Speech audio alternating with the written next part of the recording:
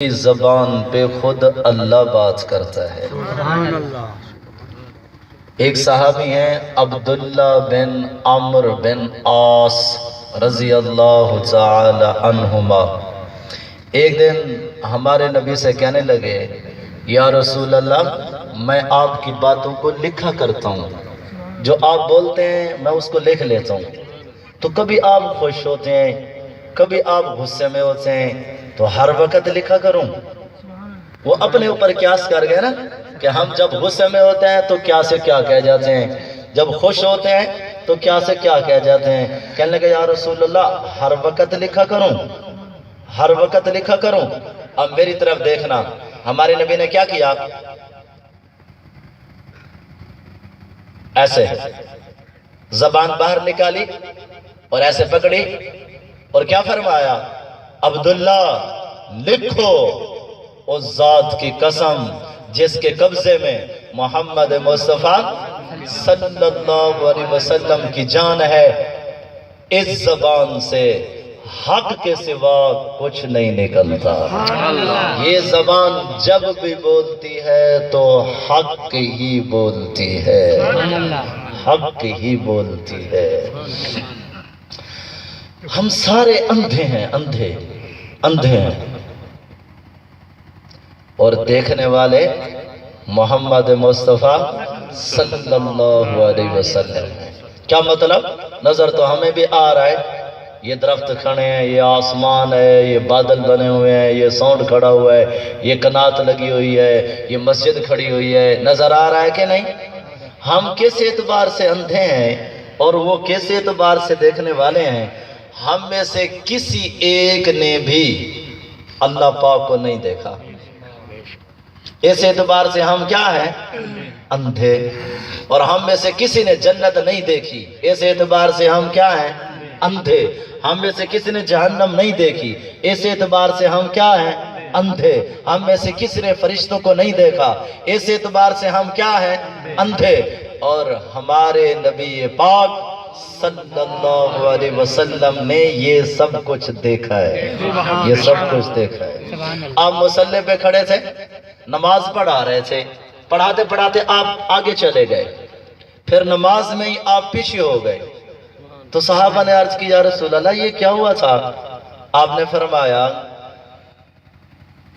پہلے ایک بات سنو، میں کہتا ہوں اس سے بڑا کافر کوئی نہیں جو یہ کہے کہ وہ نبی ہمارے جیسا تھا۔ وہ ہمارے جیسا ہو سکتا ہے؟ میں بول رہا ہوں منہ سے تھوک نکل رہی ہے، اور میرا نبی بولتا تھا تو منہ سے نور نکلتا تھا۔ اور میں آگے دیکھ رہا ہوں، مجھے دائیں بائیں نہیں پتا کہ یہ کیا کر رہے ہیں، مجھے نہیں پتا یہ کیا کر رہے ہیں، اور میرے نبی نے فرمایا جیسے میں آگے دیکھتا ہوں ایسے ہی میں پیچھے دیکھتا ہوں۔ وہ ہمارے جیسا ہو سکتا ہے؟ اب کہا یا رسول اللہ آپ آگے چلے گئے نماز میں پھر پیچھے آ گئے؟ آپ نے فرمایا ہاں، میرے اللہ نے میرے سامنے سے پردہ ہٹایا ہے اور میں نے یہاں مصلی پہ کھڑے ہو کر اللہ کی جنت دیکھی ہے۔ مسجد نبوی میں کھڑے ہیں مصلی پہ، اور جنت کہاں ہے؟ 7ویں آسمان کے اوپر۔ وہ کتنا عظیم نبی ہوگا جو مصلی پہ کھڑا ہو کے 7 آسمان چیر کے اللہ کی جنت دیکھ رہا ہو۔ پھر یا رسول اللہ آپ پیچھے ہٹ گئے؟ آپ نے فرمایا ہاں، پھر میرے اللہ نے میرے سامنے سے جنت کو ہٹایا اور جہنم کو سامنے کیا۔ اب جہنم کدھر ہے؟ 7ویں زمین کے نیچے۔ آپ مصلی پہ کھڑے ہو کر 7 زمین کے نیچے بھی دیکھ رہے ہیں، 7 آسمان کے اوپر بھی دیکھ رہے ہیں۔ سبحان اللہ، یہ وہ نبی ہے۔ جنت بھی دیکھی، جہنم بھی دیکھی۔ اور اسی طرح آپ حضرت علی رضی اللہ تعالیٰ عنہ کی بہن ہے ام ہانی رضی اللہ تعالیٰ عنہ، آپ ان کے گھر میں لیٹے ہوئے تھے کہ آسمان سے جبریل اترا، آپ کے پاؤں کو چوم کے جگایا، پھر عرض کہ یا رسول اللہ آسمان سجائے جا چکے ہیں، اوپر تیاریاں مکمل ہو چکی ہیں، اور اللہ آپ سے ملاقات کا شوق رکھتا ہے، اللہ آپ سے ملاقات کرنا چاہتا ہے۔ آپ اٹھے، آپ نے وضو کیا، پھر آپ باہر نکلے، آپ کے لیے سواری لائی گئی، اس پہ سوار ہوئے، اس سواری نے آپ کو بیت المقدس پہنچایا۔ جب آپ وہاں پہنچے تو 1,24,000 نبی ہمارے نبی کے انتظار میں تھے. آپ وہاں پہنچے، اس لیے ایک حدیث میں آتا ہے، آپ نے فرمایا انا نبی الانبیاء، میں نبیوں کا بھی نبی ہوں، میں نبیوں کا بھی نبی ہوں. کیا مطلب؟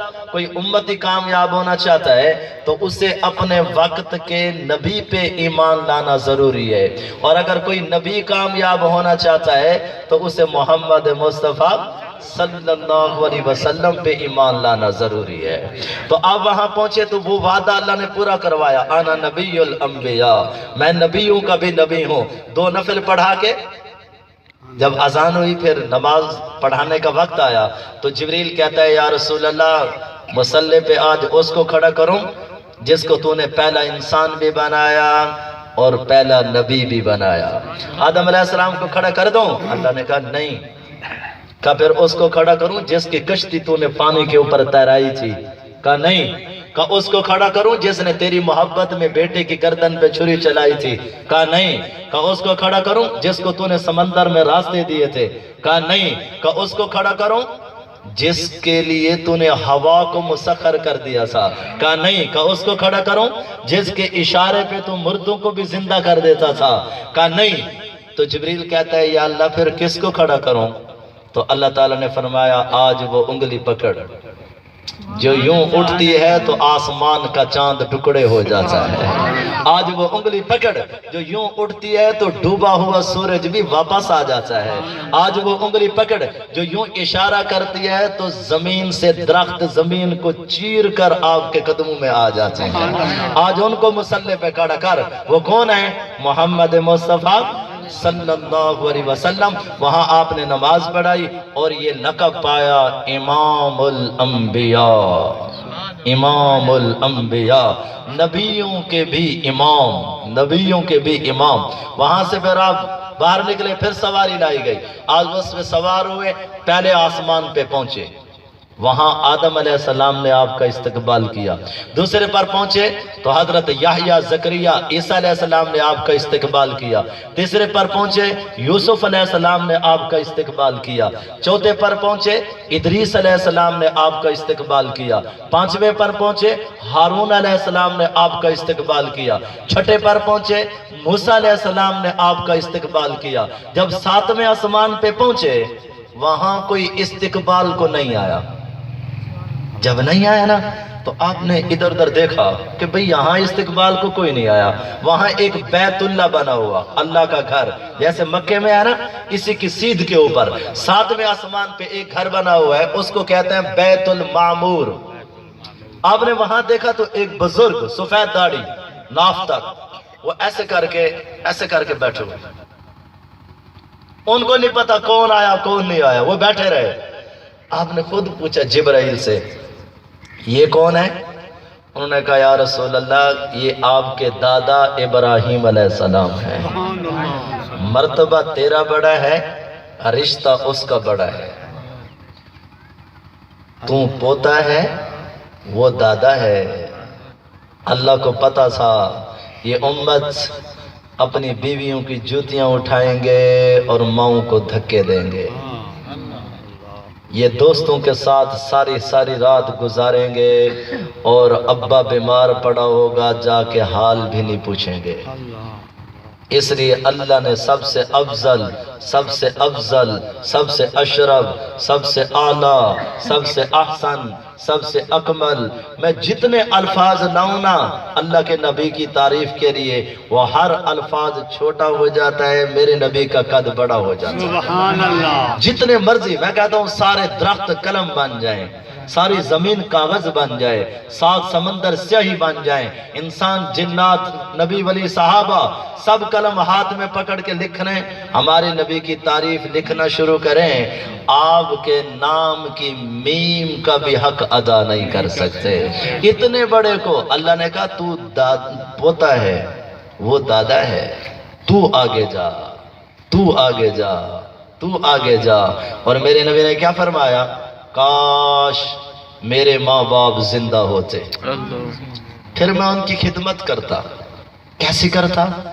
عشاء کی نماز پڑھانے کے لیے میں مصلی پہ آ چکا ہوتا اور اللہ اکبر کہہ کے سورۃ فاتحہ شروع کر چکا ہوتا، پھر میرے گھر کی کھڑکی کھلتی اور میری ماں کہتی محمد صلی اللہ علیہ وسلم، تو میں اپنی ماں کے لیے نماز توڑ دیتا، کہتا ماں نماز بعد میں پڑھوں گا، پہلے تو بتا تو کیا کہتی ہے۔